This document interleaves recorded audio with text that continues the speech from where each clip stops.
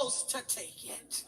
In a world of competing voices, thoughts, ways of being and doing, the psalmist reminds the people of explicit instructions from God for their good and for their growth.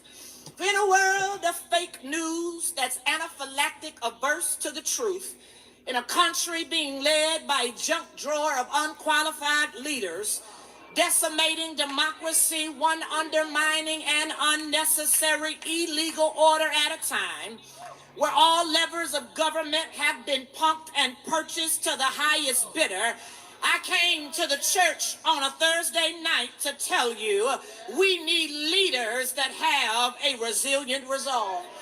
Can I keep calling the roll tonight? Might as well. I'm here to end the morning in times like these, where 319,000 black women have been the public target of layoffs and firings, and wherein all our war is being waged on institutions of higher learning, where academic freedoms are vanishing and anti-intellectualism is feeding a festering fetish with authoritarianism, fascism, and Christian nationalism in white and black faith. We need leaders in the church to have a resilient resolve. In times like these, where our country is waging war on its own people by using overreach as a tactic to silence, erase, and make invisible those who refuse to believe it's raining while Big Brother keeps spitting in our face, we need the church to stand up under the banner of God and the blood and have a resilient resolve. I mean, what good is the church if the church shouts on Sunday morning but does not take issue with failing students Monday through Friday? What good is the church if the church does not speak up when the government cuts SNAP benefits and burns 500 million pounds of good food rather than feeding the poor? What good is the church if ICE can break into your house with no legal order and you're supposed to take it? In a world of competing voices, thoughts, ways of being and doing, the psalmist reminds the people of explicit instructions from God for their good and for their growth. In a world of fake news that's anaphylactic averse to the truth, in a country being led by a junk drawer of unqualified leaders, decimating democracy, one undermining an unnecessary illegal order at a time, where all levers of government have been pumped and purchased to the highest bidder, I came to the church on a Thursday night to tell you we need leaders that have a resilient resolve. Can I keep calling the roll tonight? Might as well. I'm here to end the morning in times like these, where 319,000 black women have been the public target of layoffs and firings, and wherein all our war is being waged on institutions of higher learning, where academic freedoms are vanishing and anti-intellectualism is feeding a festering fetish with authoritarianism, fascism, and Christian nationalism in white and black faith. We need leaders in the church to have a resilient resolve.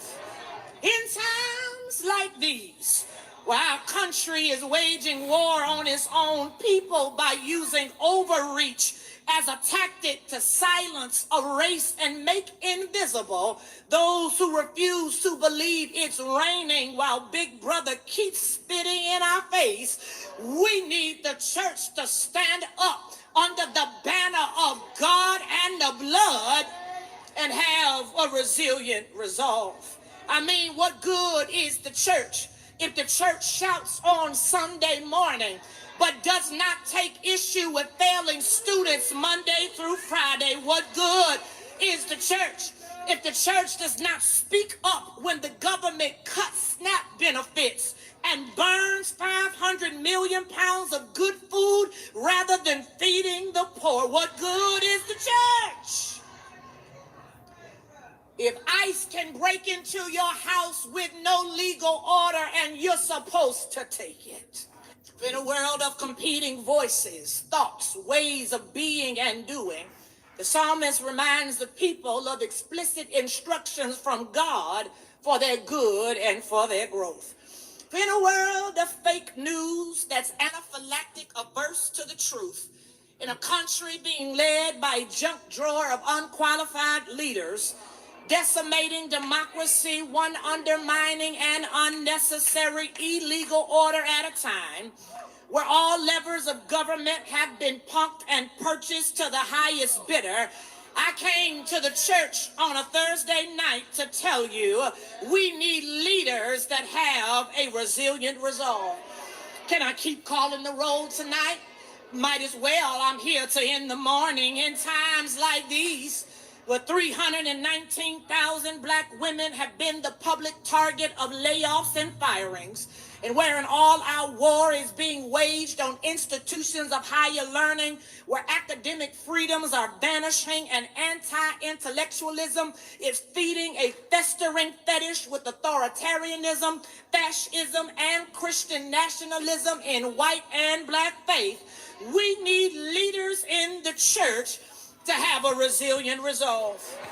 In times like these, where our country is waging war on its own people by using overreach as a tactic to silence, erase, and make invisible those who refuse to believe it's raining while Big Brother keeps spitting in our face, we need the church to stand up under the banner of God and the blood and have a resilient resolve.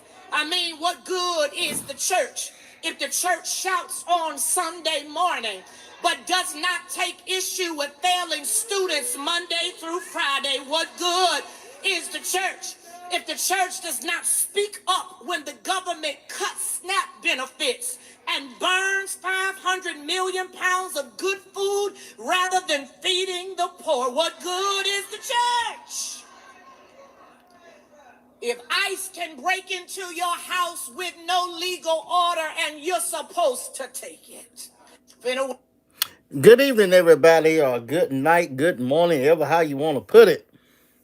It's good to be here, whatever time it is. I just received this message right here about 30 minutes ago, and I couldn't wait to get home fast enough to start my live because this woman is putting it down. Um, my.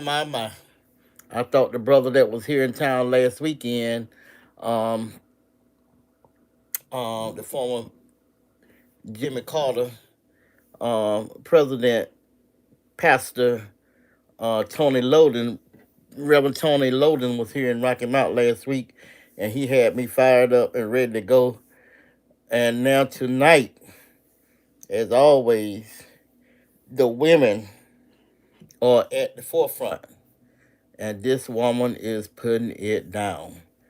I have been listening to it over and over and over again for about the last 30 minutes. Couldn't wait to get home, get to my laptop, get to my iPad. I got to learn how to do this stuff. So right now I am got my iPad focused on my laptop so you can see it. I normally just be audio, but um, I gotta. That ain't gonna work.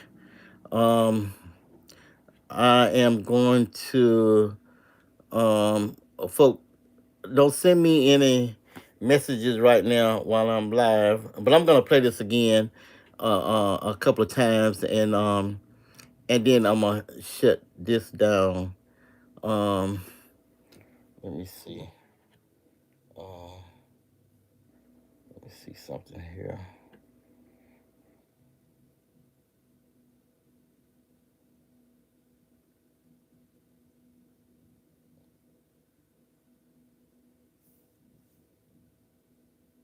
Okay.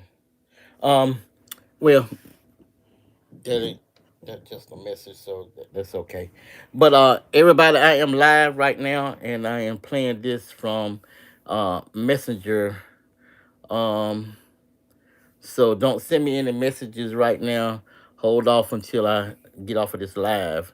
I reckon I could do something, but like I said, I'm learning how to do this technology stuff, and I gotta get with folk. Got with a guy on yesterday. He showed me how to do some stuff, do some editing, but I ain't got it down yet. I gotta keep practicing and everything. But right now, I'm gonna come on tonight, and well, I'm already on, and talk about Rocky Mount City Council, city government, um, um, financial issues, and some of the noise that's out in the community.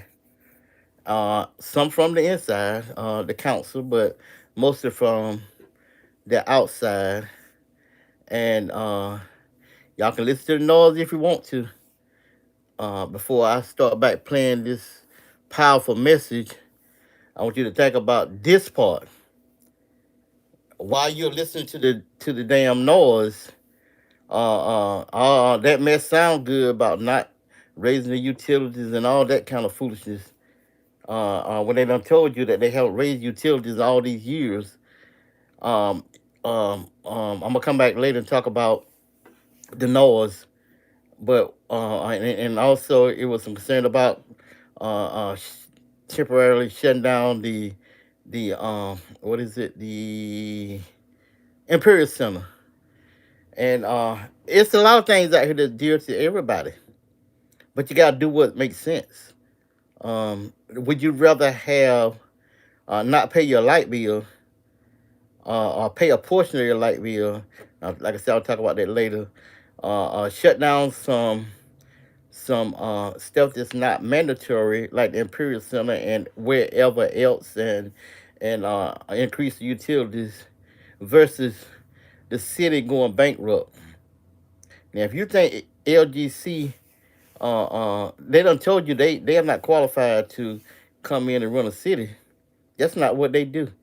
And I've been following the LGC for years, and when they came and took over Princeville, and Princeville had water end up they end up having to buy their water from Tarboro. Like the LGC said, some things may start out temporary, but it could end up permanent. So you better be careful what you ask for. But listen to this powerful woman some more, and I'm gonna play it a couple more times, and then I'm gonna get into my message. Don't want to keep y'all long. Uh, got the city council meeting coming up Monday at 4 o'clock. But here we go. World of competing voices, thoughts, ways of being and doing, the psalmist reminds the people of explicit instructions from God for their good and for their growth. In a world of fake news that's anaphylactic averse to the truth, in a country being led by a junk drawer of unqualified leaders, decimating democracy, one undermining an unnecessary illegal order at a time, where all levers of government have been pumped and purchased to the highest bidder, I came to the church on a Thursday night to tell you we need leaders that have a resilient resolve. Can I keep calling the roll tonight? Might as well. I'm here to end the morning in times like these, where 319,000 black women have been the public target of layoffs and firings, and wherein all our war is being waged on institutions of higher learning, where academic freedoms are vanishing and anti-intellectualism is feeding a festering fetish with authoritarianism, fascism, and Christian nationalism in white and black faith. We need leaders in the church to have a resilient resolve. In times like these, where our country is waging war on its own people by using overreach as a tactic to silence, erase, and make invisible those who refuse to believe it's raining while Big Brother keeps spitting in our face, we need the church to stand up under the banner of God and the blood and have a resilient resolve. I mean, what good is the church if the church shouts on Sunday morning but does not take issue with failing students Monday through Friday? What good is the church if the church does not speak up when the government cuts SNAP benefits and burns 500 million pounds of good food rather than feeding the poor? What good is the church? If ICE can break into your house with no legal order and you're supposed to take it.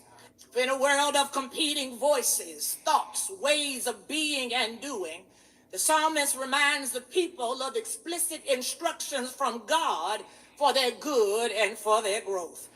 In a world of fake news that's anaphylactic averse to the truth, in a country being led by a junk drawer of unqualified leaders, decimating democracy, one undermining an unnecessary illegal order at a time, where all levers of government have been pumped and purchased to the highest bidder, I came to the church on a Thursday night to tell you we need leaders that have a resilient resolve. Can I keep calling the roll tonight?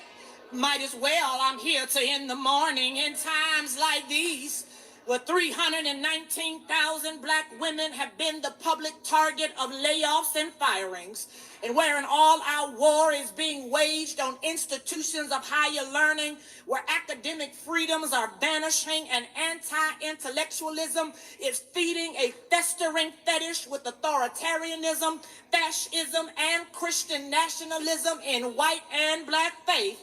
We need leaders in the church to have a resilient resolve. In times like these, where our country is waging war on its own people by using overreach as a tactic to silence, erase, and make invisible those who refuse to believe it's raining while Big Brother keeps spitting in our face, we need the church to stand up under the banner of God and the blood and have a resilient resolve. I mean, what good is the church if the church shouts on Sunday morning but does not take issue with failing students Monday through Friday? What good is the church if the church does not speak up when the government cuts SNAP benefits and burns 500 million pounds of good food rather than feeding the poor? What good is the church? If ICE can break into your house with no legal order and you're supposed to take it. In a world of competing voices, thoughts, ways of being and doing, the psalmist reminds the people of explicit instructions from God for their good and for their growth. In a world of fake news that's anaphylactic averse to the truth, in a country being led by a junk drawer of unqualified leaders, decimating democracy, one undermining an unnecessary illegal order at a time, where all levers of government have been pumped and purchased to the highest bidder, I came to the church on a Thursday night to tell you we need leaders that have a resilient resolve. Can I keep calling the roll tonight? Might as well. I'm here to end the morning in times like these, where 319,000 black women have been the public target of layoffs and firings, and wherein all our war is being waged on institutions of higher learning, where academic freedoms are vanishing and anti-intellectualism is feeding a festering fetish with authoritarianism, fascism, and Christian nationalism in white and black faith. We need leaders in the church to have a resilient resolve. In times like these, where our country is waging war on its own people by using overreach as a tactic to silence, erase, and make invisible those who refuse to believe it's raining while Big Brother keeps spitting in our face, we need the church to stand up under the banner of God and the blood and have a resilient resolve. I mean, what good is the church if the church shouts on Sunday morning but does not take issue with failing students Monday through Friday. What good is the church if the church does not speak up when the government cuts SNAP benefits and burns 500 million pounds of good food rather than feeding the poor? What good is the church if ICE can break into your house with no legal order and you're supposed to take it? In a world of competing voices, thoughts, ways of being and doing, the psalmist reminds the people of explicit instructions from God for their good and for their growth. In a world of fake news that's anaphylactic averse to the truth, in a country being led by a junk drawer of unqualified leaders, decimating democracy, one undermining an unnecessary illegal order at a time. All right, everybody, trust me, this is the last time. I done heard it 1,000 times since the last 30 minutes, but it get gooder and gooder every time. I hear it. This is the DCN Smoke coming to you live tonight to talk about the Rocky Mount City government financial issues, the noise, the foolishness, the stupidness, and wherever how you want to put it. But I'm gonna go into detail my take on what's going on, and speak to you about the facts as been presented because I've been around the table. But I'm gonna finish playing this, and we're gonna go right on into what I came to do. Where all levers of government have been pumped and purchased to the highest bidder, I came to the church on a Thursday night to tell you we need leaders that have a resilient resolve. Can I keep calling the roll tonight? Might as well. I'm here to end the morning in times like these with 309. I love that right there. Can she keep going? Cause she's gonna be here to. She's gonna be there all night. Good God Almighty, sister, you better preach. I love it. 19,000 black women have been the public target of layoffs and firings. And wherein all our war is being waged on institutions of higher learning, where academic freedoms are vanishing and anti-intellectualism is feeding a festering fetish with authoritarianism, fascism, and Christian nationalism in white and black faith, we need leaders in the church to have a resilient resolve. In times like these, where our country is waging war on its own people by using overreach as a tactic to silence, erase, and make invisible those who refuse to believe it's raining while Big Brother keeps spitting in our face, we need the church to stand up under the banner of God and the blood and have a resilient resolve. I mean, what good is the church if the church shouts on Sunday morning but does not take issue with failing students Monday through Friday? What good is the church if the church does not speak up when the government cuts SNAP benefits and burns 500 million pounds of good food rather than feeding the poor? What good is the church if ICE can break into your house with no legal order and you're supposed to take it? In a world of competing voices, All right, y'all. ways of being and All right, this is the DCN Smoke again. Now I'm going to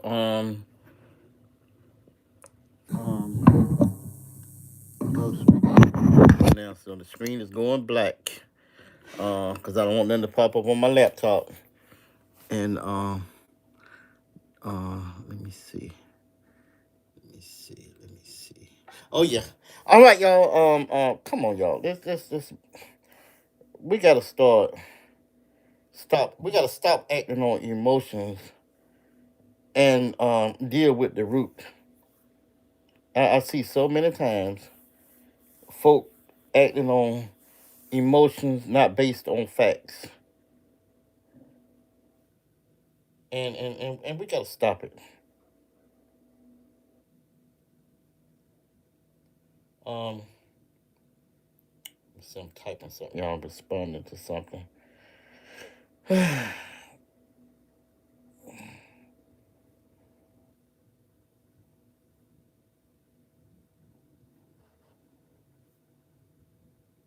All right. Let me get on into what I came on to do because, um, again, I can talk about what's going on at the Rocky Mount City Council, city government, because I have been going to the meetings longer than anybody, any council member, city manager, and others. And I have been recording the meetings since the 90s. I've been around the table. I know what's going on. I know some inside stuff. I know some outside stuff about being in the meetings. While many folk are just reacting on the noise.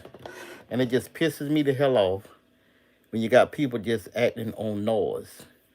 Even some from the inside. And they're feeding the ones on the outside.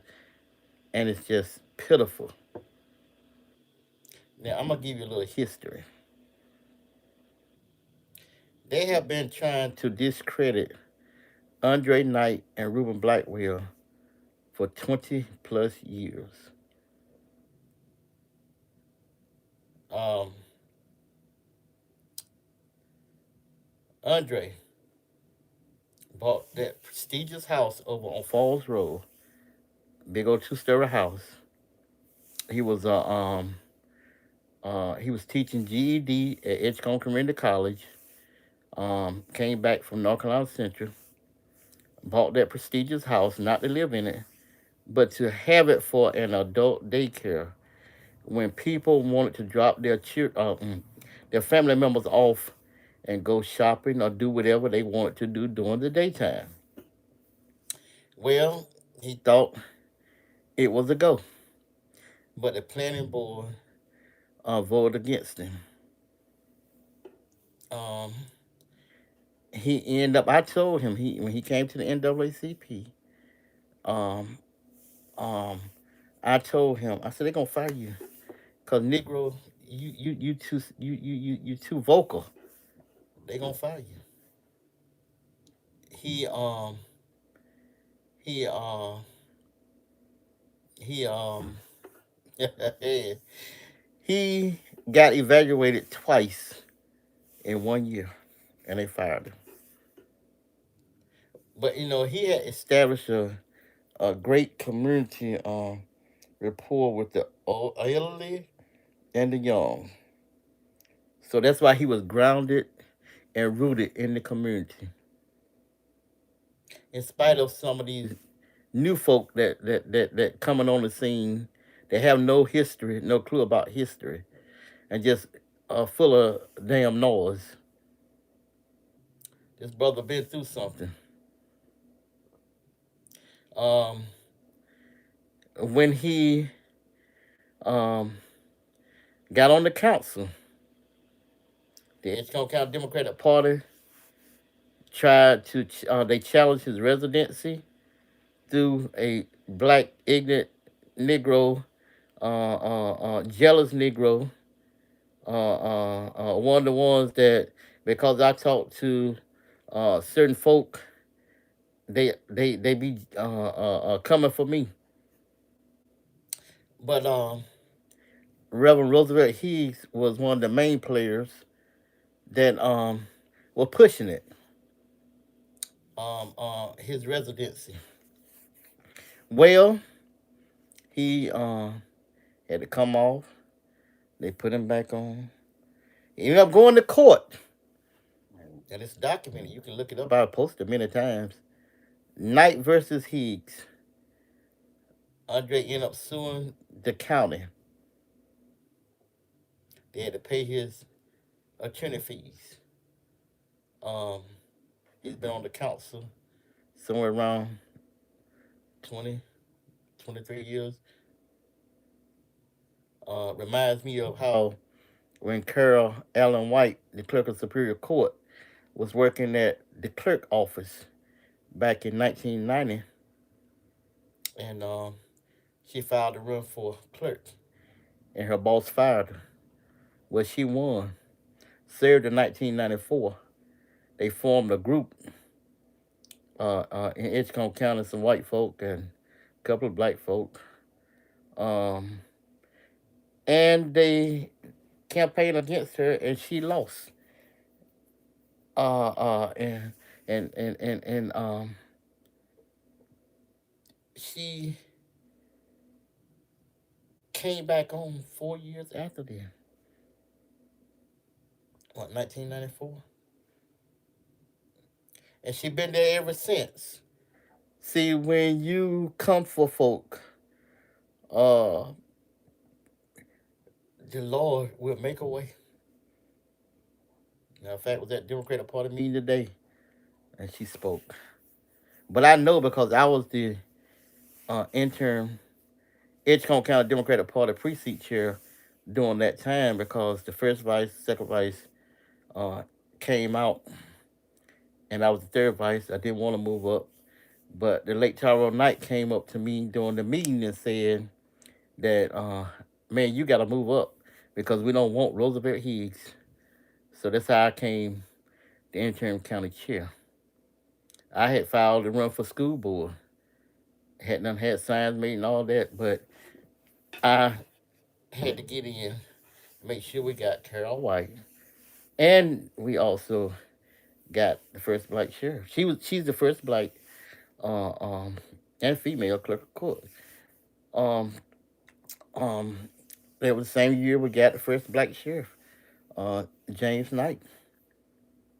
I've been around. I've been at the table. Been at the table, around the table, but those times I was at the table. Played a major role in both of those, just like I did with the North Carolina State NAACP president, Dr. Reverend William Barber, in 2005 when we was in Greensboro. Reverend Al Sharpton was there. We had him as the speaker for the convention that year, and had to fight to get Reverend Barber um, elected. But back to Rocky Mountain. We've been fighting and fighting and fighting all these years. And then you have ignorant, racist white folk, ignorant, safe Negro black folk that has been fighting against, and I'm going to say us, but I won't get paid. Still ain't getting paid for the council. And been going to the meeting longer than any of them on the council today. Um, because I am an advocate.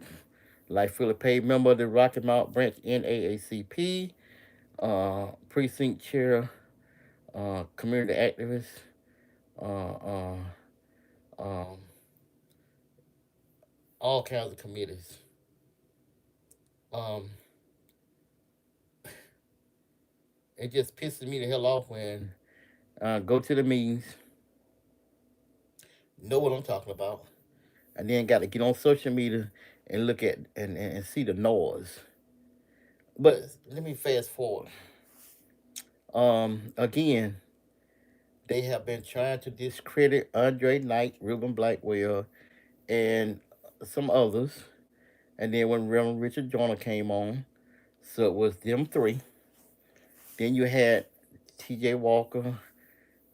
Then come J. Kelly Walker, Tom Harris. But before him, I forgot what his name. Bless his soul, he died not long ago, I think. Lige Daughtry, Mayor Santa Claus Robinson. Um, all of them came on to a certain degree to try to discredit Andre Knight and Reuben Blackwell. Lige ran on transparency.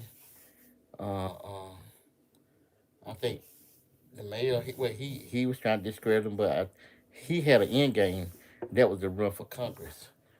Uh, uh, um, Harris came on, used to work at the bank, so he was about the numbers. Uh, TJ, J. Kelly, was during the time of the young woke movement thing. Um, they just what happened. Came time for to hire a city manager. Well, they found this young guy, Dumfries, Virginia, Keith Rogers, young like them. They had the numbers, so all they had to do, them two, to come back to the table, and automatically Lige uh, um, and the rest of them was going to support them because keep in mind they've been trying to discredit Andre Knight and Ruben Blackwell, and at that time Richard Jordan was on the council. Um, One no need for them to bring back a name because they didn't have the numbers. Now you got a super black majority on the council. You got well at that time you had Reverend Richard Joyner, you had Reverend Andre Knight, you had Reverend Ruben Blackwell, you had Reverend T.J. Walker, four blacks to three whites. Now you got T.J. Walker, Jay Kelly, Andre Knight, Ruben Blackwell, and you have uh, um, Charles Robinson. So it's five now, five blacks, even before Richard came on. So you had a super black majority, but that was only in numbers because the games were being played, and so what has happened? The game has backfired. Um, Everybody know, um, and I don't know. All I know is the state auditor came in. She said what she said, and all I know is the $47,000 about Andre Knight light bill. Uh, uh, he's still on the council. I ain't trying to figure it out, but I know one thing. Anybody know me? I am for justice, no matter who it's for or against. I am for truth, no matter who it's for or against. So until these folk out here with the noise can prove that he had a $47,000 light bill, until you can prove it, you need to go somewhere and sit down and shut the hell up. The city is in dire need right now. Um, um, the former state auditor, Beth Woods, a Democrat, came to town often. And she's friends with me on Facebook. If she ain't, I guess we still friends right to the day. So everything I have said in the past and everything I say moving forward, hey, hey, I, I stand behind what I say, and if I need to be corrected, I stand to be corrected. Um, but again, look at where she is. She came for him, and she ended up having a wreck, leaving the scene, and now she was asked to resign her post, and she's out. Y'all better be careful how y'all come for folk. Many folk that have come from me, they have died. They in wheelchairs. Uh, uh, uh, been in mental institutions, and I'm still standing.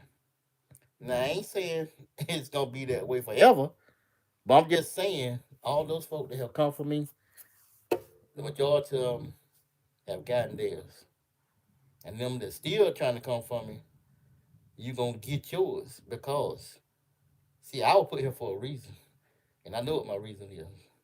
I wasn't born on Christmas Day for no reason.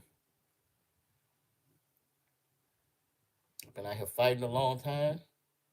Didn't have to, but I want to be a voice for the voiceless, the elderly, and the young. And I'm going to continue to fight until I can't fight no more. And that's why I'm a life fully paid member of the NAACP, and I am a member of other organizations. I Miss Black Workers for Justice, because that played a major role in helping me along the way. Um, but back to the Rocky Mount City Council, city government financial issues. Now, when Keith Rogers came, let me back up. When those guys voted unanimous with those guys, I told them I would never had done that. But because on these local talk shows, on WSCR TV and WHIG TV and these racist ass concerned citizens and uh, um, other shows, other social media sites, individuals, and uh, um, um, um, fighting crime, and all them folks that when I go on their page and respond to them, it goes to show you I am a professional political agitator because they end up blocking me. It be all of them against me, and they can't handle it. They don't want the truth to be made known. You know them shirts I got? They don't want to hear them truths. The late great Reverend Walter Atkins used to say it during his preaching, and I had me a shirt made. Glad I had it made before he passed. But they don't want to hear them truths. So, see, I can stand up against, because, see, I'm talking facts, because I'm at the meetings. I know the players, because I see them in action. So that's why I can do what I do. That's right. But I would never have voted unanimous knowing what I was up against. But no, they will listen to the folk trying to be nice. But that didn't stop us, because we went to work to do some research on Keith Rogers, and then some people contacted us. And see, Google is a bad boy. So got to Googling and found out just what this guy was all about. So hey, we start questioning. He wouldn't respond. Uh, um, every time we would question him, asking for the full report. No, we kept asking him, and he said he'll come back with the full report. He never did. So we got the full report when the internal auditor, the state auditor, LGC, the new city manager, Elton Daniels, and staff who had to come in and got to work hard to try to clean up this mess. And then on top of trying to clean up some mess, got to put up with some mess from within the council and outside noise. But like I said, that noise is being created from the inside. Uh, uh, um, and it's just sad. At a time like this, when the city about to damn go bankrupt, you still got folk playing games. Uh, uh, uh, and one of them keeping the noise is Charles Robinson, new on the council. I just wish, uh, uh, uh, Richard Joyner had stayed on another term, or what's his name? The guy that ran against Charles and take him to the runoff if he had won, because the unnecessary noise that he's keeping around the table are just damn pathetic and embarrassing. You have no clue of what he's talking about, and then the sad part is when the audit, LGC, the city manager, and others are talking, and he come back with stupid damn questions and the same questions every meeting. And boy, all you need to do, it appears that you're not going to vote in favor of what the city manager and staff presents. And I don't know why in the hell you think you do not do the day-to-day operation.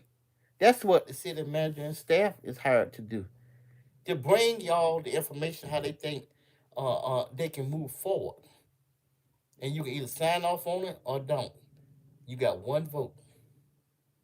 But ain't no way I would not be going along with what the city manager and the staff presents that they think is going to be best for the city. They're the ones that make that call. And so if it worked or it don't work, it will fall back on them. But some folk just so ignorant they don't get it because they're too busy keeping noise. But at the end of the day, you're going to get it because the city is not far from bankruptcy. And somebody said another 6 months.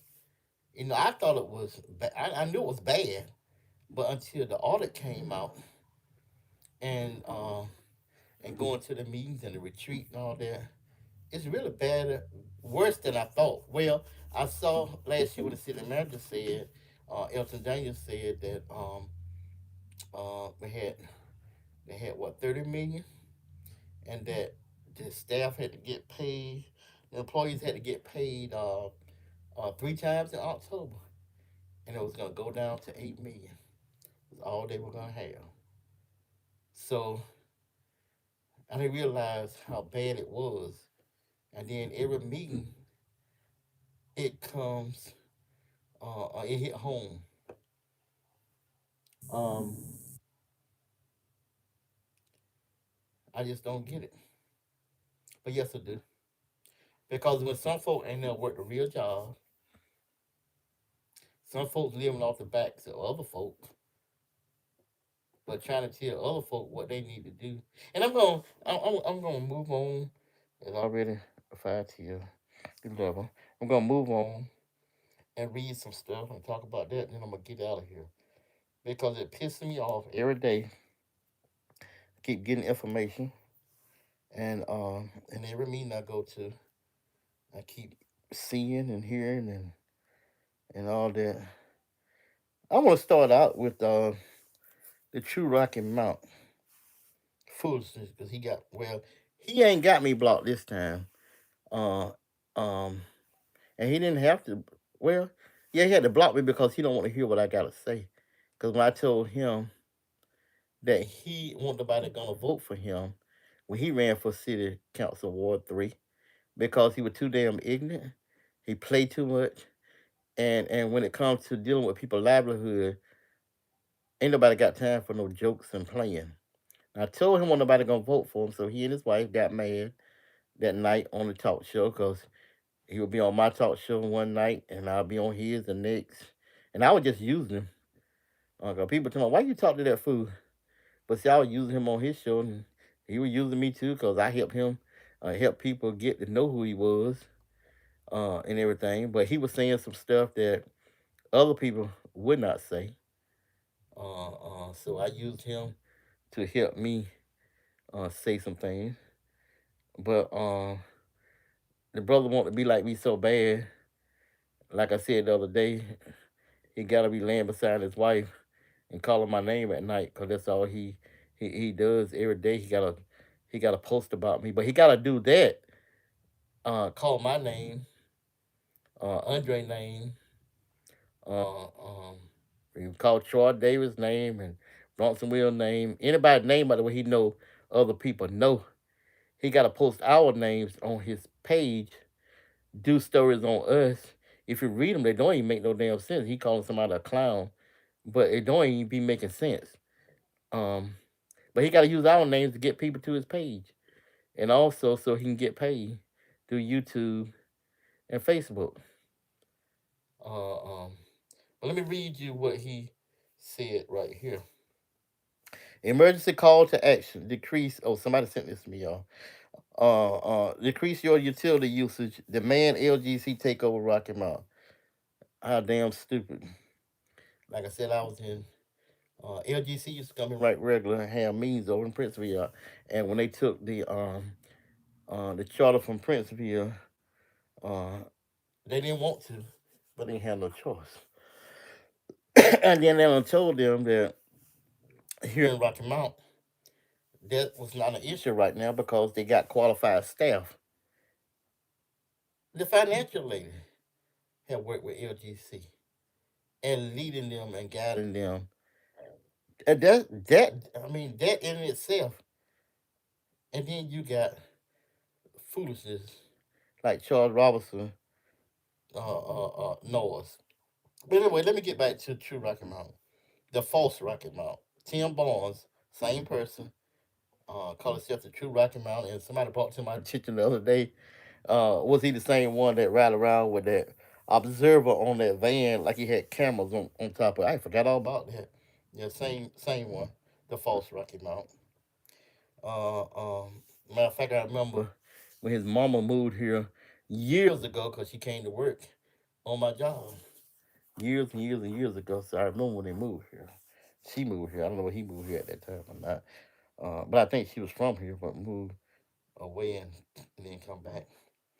But False Rocky Mount Tim Barnes said the special call meeting gave us some vital information that our utility payments drastically fund the city.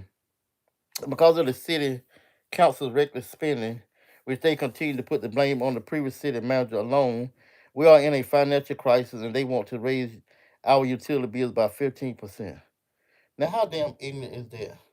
What audit report said that the city council members were spending recklessly? The city manager, Keith Rogers, was the one spending.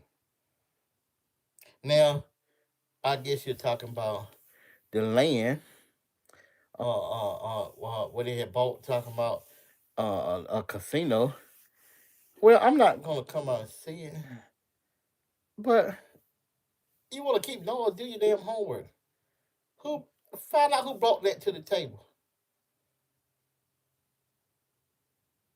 Find out who brought that to the table.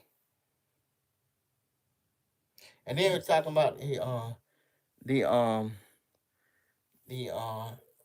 event center. Charles Robinson questioned um, Ruben Blackwell in a meeting the other week about them. He was fighting to bring the event center here. Well, some things you lose money until you make money or something of that capacity, especially when you got folk that don't want to see it and want to see it fail anyway. I done said that they wanted to discredit Andre Knight and Ruben Blackwell over these years, so you come for them through the event center. But when we were trying to get they were talking about no parking, but when we were trying to get a parking deck and a hotel on Edgecombe side, where in the hell y'all been at? See, y'all here keeping noise. Why you didn't come to the meeting demanding that they come on board and get a hotel and a parking space on the Edgecombe side? But now y'all coming out now being reactive instead of being proactive. And talking about raising the utility bills for 15%. Well, damn, you ain't talking about how many years that they were not an increase. And because they had a fund balance, that was one of the things Andre Knight fought against the utilities. And I'm not going to keep repeating a whole lot of foolishness that because y'all ain't paying attention, you don't give a damn, you just listen to the noise. Because I done talked about it. They done talked about it. Andre done talked about it. See, you look at the meetings because you don't come and then you pick out bits and pieces. Because every meeting, Andre had to remind Charles Robinson that he served on the Kemper, and then went to Electric Cities meeting. Now lied up there, but it was us. Andre Knight doing the '99 flood. We were meeting over there. Had set up over at his house on Falls Road. I was talking about he bought for the adult daycare that they fought against and ended up losing the job. But we met over there. Took in applications to try to help people during that time. Had meetings about the light bills. That's when we found out about the folk were getting buzzed. And, Fred Turner and all them back in the day, they were getting they had bonds when it came to it. The way they was buying the electric, and it was in a contract or whatever you want to call it up until 2026. And Andre went in and fought um, um, for the utilities, and I think it been out of it about 2 or 3 years now. When it supposedly came out of it this year. See, y'all don't know the history, but you follow the noise. Okay, back to the false Rocky Mountain. He says, so what we propose, who in the hell is we? Is that the citizens of Rocky Mountain cut down on your usage, so in effect, the funds they think they're going to get, they won't. Now, how damn stupid is that? The city about to go bankrupt, and you tell them to cut down on their usage. And how are they supposed to do that? I bet you don't cut down on yours. I bet you pay your damn bills, but you telling other folks not to pay theirs. Y'all keep on listening to the noise. Rocky Mountain has 30,000 utility customers. And if we just lower our usage by only $10 per household, that comes out to be 300,000 a month. These clowns won't be getting from us. If y'all think that sounds good, then try it. But when the damn city go bankrupt, uh, uh, uh, uh, go talk to them then. Go talk to the false Rocky Mountain. Now they estimate our utility bills will go up another $50 a month after this increase. So if we really tighten our belts and lower our usage by $50 per household, their increase will be zero. What kind of damn foolishness is this? What we do want, we demand that the LGC take over Rocky Mountain. We have lost all faith in our city leaders, and it's obvious voting don't work. Just crazy. Folk, you do not want the LGC to come in. Ask the folk over in Princeville and other places that LGC took over. But keep on listening to the noise. Like I said, I bet you he paid his utilities, but he telling you not to pay yours and the Lord and all that kind of food. And then just today, I just got one from someone sent me this. Krista A.W. Anderson, your voice is needed. And she just, I know she gonna be sure enough out there now because she thinks she done something because she just got elected to the Edgecombe County School Board. Um, See, we go way back. She come here from Florida and working down on helping out with Reverend Richard Joyner at his farm, giving him something to do with her son. Um, so she was talking about running. I met with her, had not been to the coffee shop in Tarboro. She told me to meet at the coffee shop in Tarboro. When I went sat down and talked to her, and I told her, you need to not run for anything. You need to come here, like I told some others. Bronson when he came out, Abin Lane when he came out, but Abin don't need to run for nothing. He switched parties too much. Um, but Crystal, I thought she was at the Board of Election office that day to support Richard to find out she was up there to file to run against him. Nah, that just didn't make no damn sense. But hey, it is what it is. Um, National ran again this time, lost, and National teamed up with Charles Robinson, and but she did get on the school board, so we'll see how that work out. But let me go back to what she posted today. The city is considering raising utility rates by 15%. Oh, let me go back. And she had teamed up with the racist white folk that were coming to the city council meetings and stuff. So I had no reason to support her for school board. I didn't do nothing to hurt her, but I damn sure won't helping her. And I told her that. Cause I ain't got time for these folk out here that playing both sides, teaming up with folk that are against us. I ain't got time for that. And I don't get on Facebook and social media and talk about folk behind their back. I tell them to their damn face what I got to tell them. I'll make sure they get it. And but she said, here's the truth. Nearly 4,000 residents are already on payment plan. Okay, Ann, that's their damn problem. That ain't the city problem. You gotta pay your damn bills. So what's your point? Families are still recovering from billing issues. Really? Okay. And the state says this is a spending problem, not revenue, and the auditor is still investigating why you got multiple bills. I don't give a damn what the auditor is investigating. It is plain and simple. And see, that's why I got a problem with some folk serving incapacity. She take that foolishness to the school board. See, we're gonna have another problem on the school board. It's like you got a problem on the Rocky Mount City Council with Charles Robinson. Um, she said the state says this is a spending problem, not revenue, and the auditor is still investigating why you got multiple bills. A spending problem. Okay. It ain't a spending problem now because they ain't got no damn money. And what do you mean by a spending problem? Because we all know when they jacked the damn Rocky Mount Police Department starting salary up to 60,000, and we question how you gonna do that when you have the police department don't make any money.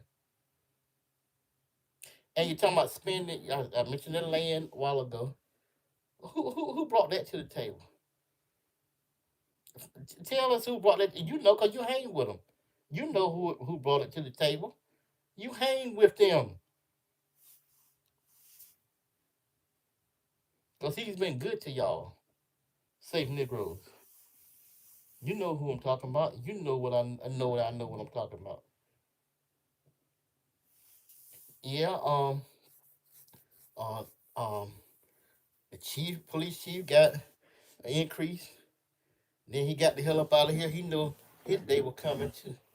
He got the hell up out of here. The fire station. Yeah, went to 11 million.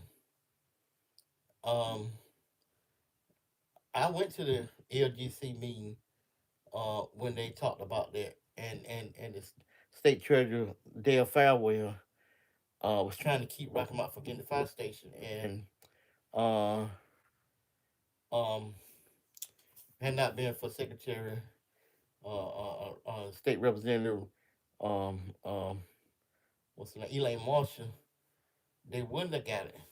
But she said the people in Rocky Mount deserve a fire station. And then there's some background on the fire station.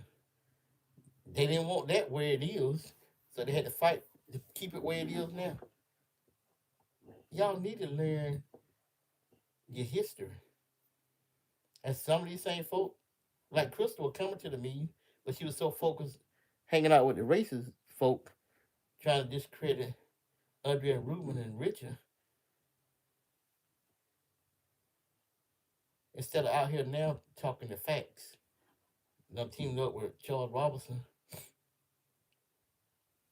and the others. Um, you're not going to solve this with revenue. You must cut expenses. Well, I will be there. That done been said time and time again. But you didn't come to the meeting on Monday. Was it Monday? No. What day was it? I don't know. Monday was Wednesday one. To the special meeting this week. I wonder where you were. But I see you don't come up here on Facebook with that foolishness, repeating what Charles said, and then um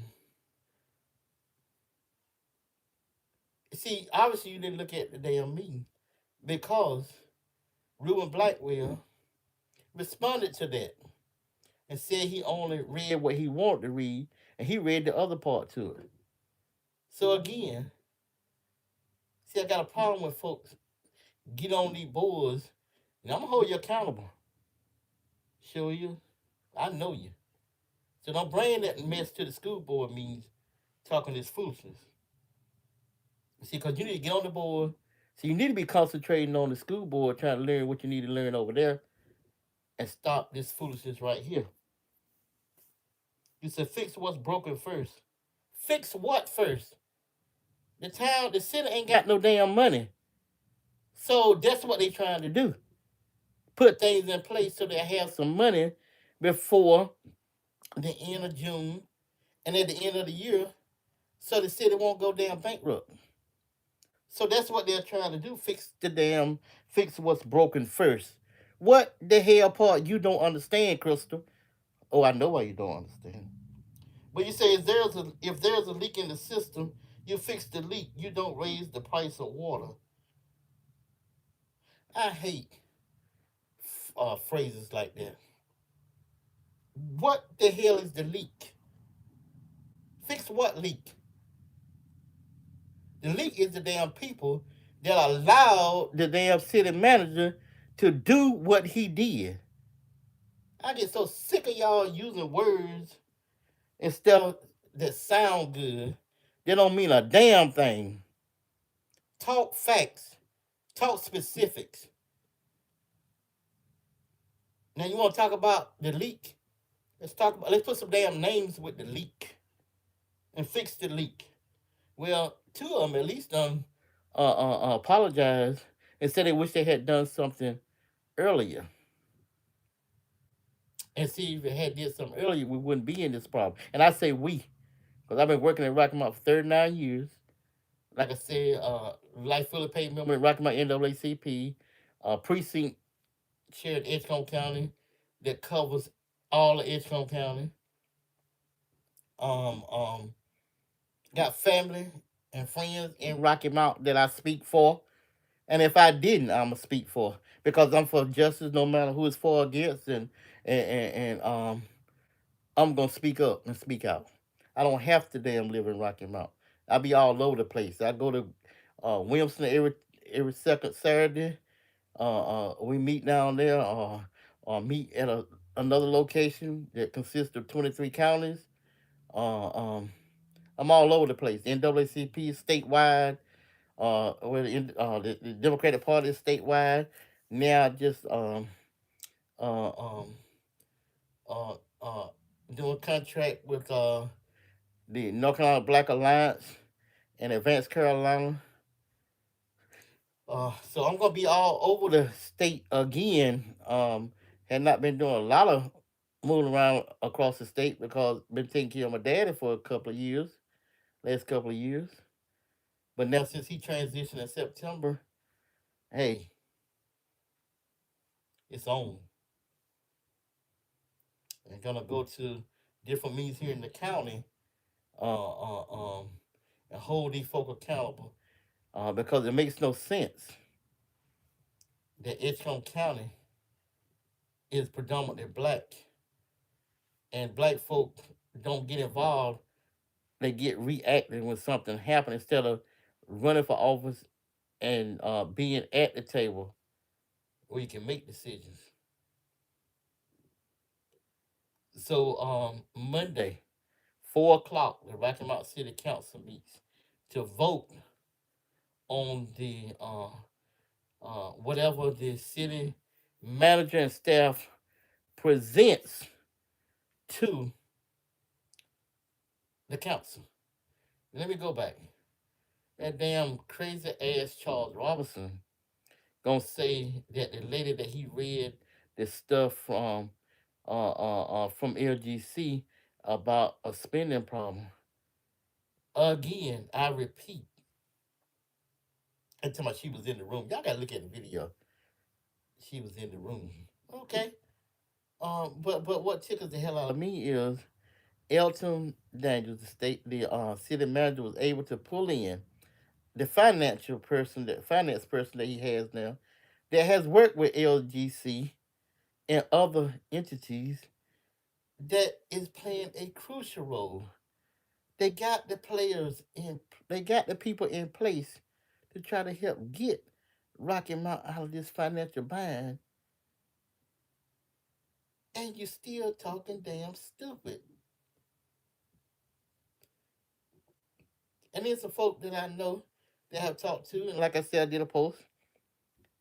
If you ain't on the side of right, if you call me and I don't pick up, that's because I ain't got nothing to say to you.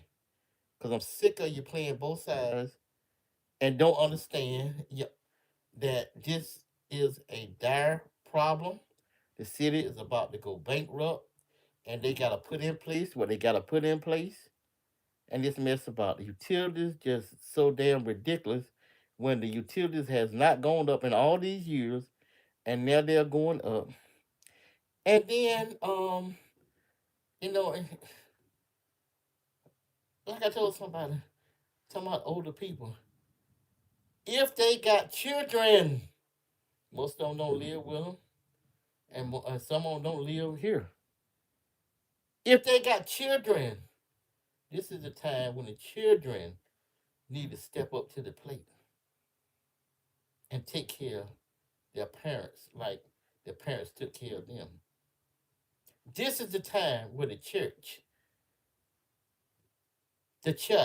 where I just got through playing this one, that woman powerful message. It's time for the church to start. They've been so damn quiet on this. Where the ministers at? Where the pastors at? You take your damn. How about if you stop taking the money to the church and pay your damn bills and see what happens? Y'all better listen to the no. Stop listening to the noise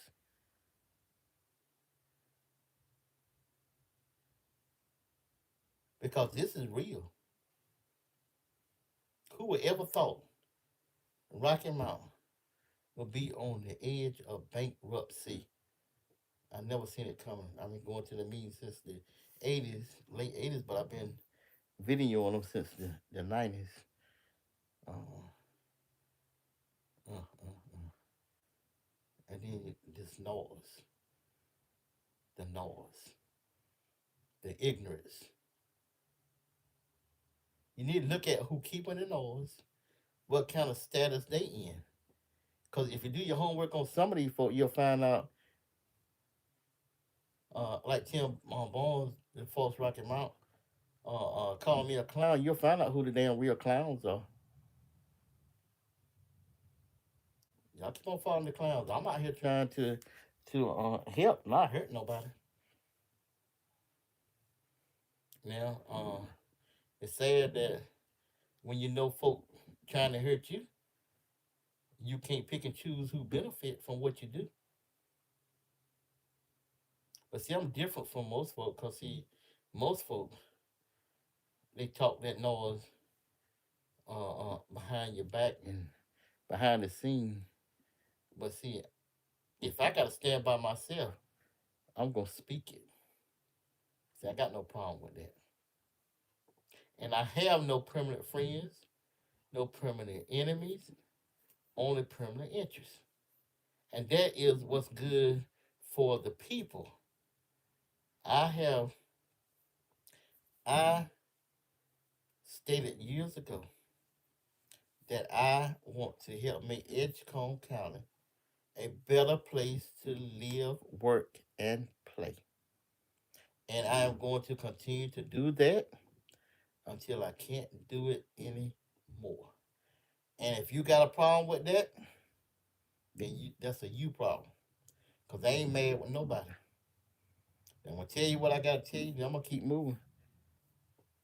Because I ain't got time. And the older I get, I ain't got time for no foolishness. So if you're about foolishness, don't talk to me. Because right now, all I want to see is Rocky Mount, like Ruben Blackwell said, get stable. Tom Harris reiterated. That's all I want to see. And that means calling out folk because I know the story. It is documented. So prove me the hell wrong anything I said today, yesterday, and tomorrow, and the days after. Because I stand to be corrected. But see, I'm not emotional on on my opinions. My opinions are not based on emotions. My opinions are based on the facts as been presented.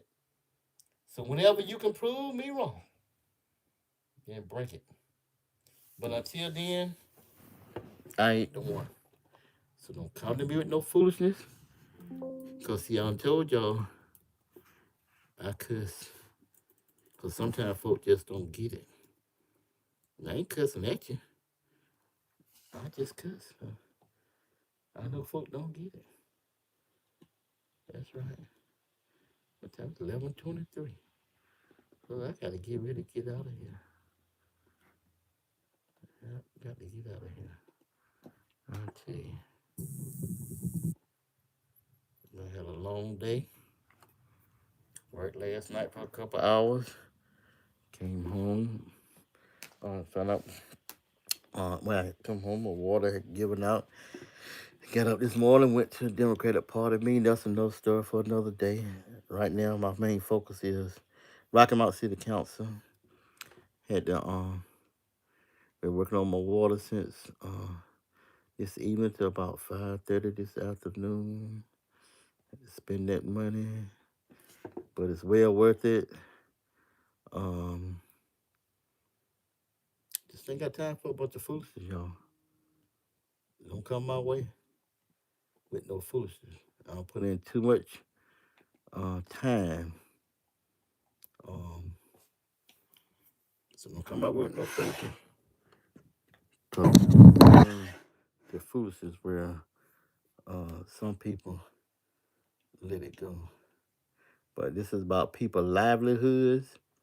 And people know I don't play when it comes to people's livelihoods. I don't go to these meetings, be it work, church, in the community.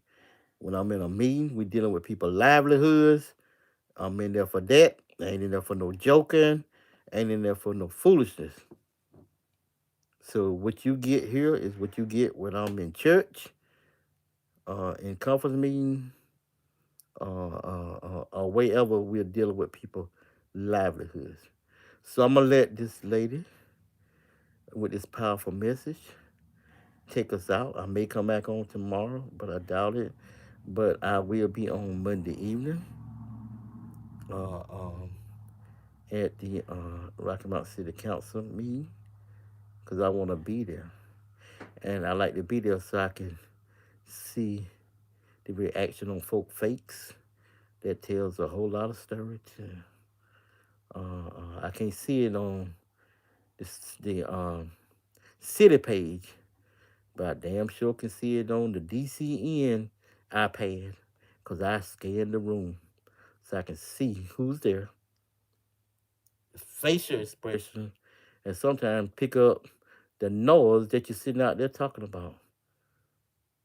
But thank you for tuning in to the DCN Smoke Live, and I'm going to let this message take us out. Let me see, can I get? I'm gonna let this message take us out, and call it a night. Okay, let me get the volume here. Ways of being and doing. The psalmist reminds the people of explicit instructions from God for their good and for their growth. In a world of fake news that's anaphylactic averse to the truth, in a country being led by a junk drawer of unqualified leaders, decimating democracy, one undermining an unnecessary illegal order at a time, where all levers of government have been pumped and purchased to the highest bidder, I came to the church on a Thursday night to tell you we need leaders that have a resilient resolve. Can I keep calling the roll tonight? Might as well. I'm here to end the morning in times like these.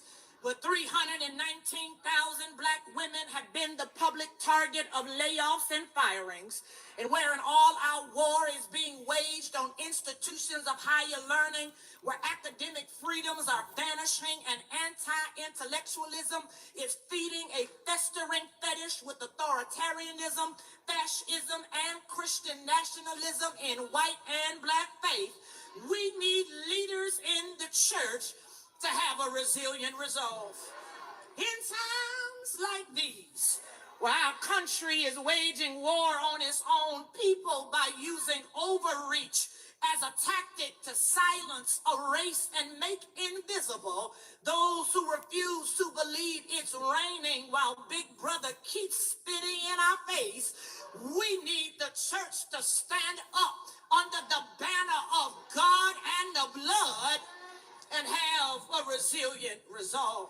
I mean, what good is the church if the church shouts on Sunday morning but does not take issue with failing students Monday through Friday? What good is the church if the church does not speak up when the government cuts SNAP benefits and burns 500 million pounds of good food rather than feeding the poor? What good is the church if ICE can break into your house with no legal order and you're supposed to take it? In a world of competing voices, thoughts, ways of being and doing, the psalmist reminds the people of explicit instructions from God for their good and for their growth.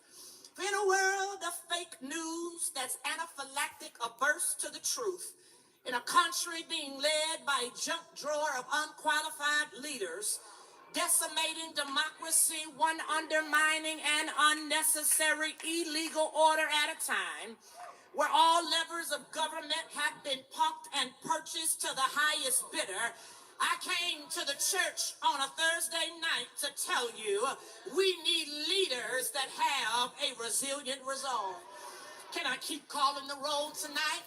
Might as well. I'm here to end the morning in times like these, where 319,000 black women have been the public target of layoffs and firings, and where an all-out war is being waged on institutions of higher learning, where academic freedoms are vanishing and anti-intellectualism is feeding a festering fetish with authoritarianism, fascism, and Christian nationalism in white and black faith, we need leaders in the church to have a resilient resolve. In times like these, where our country is waging war on its own people by using overreach as a tactic to silence, erase, and make invisible those who refuse to believe it's raining while Big Brother keeps spitting in our face, we need the church to stand up under the banner of God and the blood and have a resilient resolve. I mean, what good is the church if the church shouts on Sunday morning but does not take issue with failing students Monday through Friday? What good is the church if the church does not speak up when the government cuts SNAP benefits and burns 500 million pounds of good food rather than feeding the poor? What good is the church if ICE can break into your house with no legal order and you're supposed to take it? My. Y'all have a good night. But I do want to say my resources. I got this message tonight before I start the show. My. Y'all have a good night.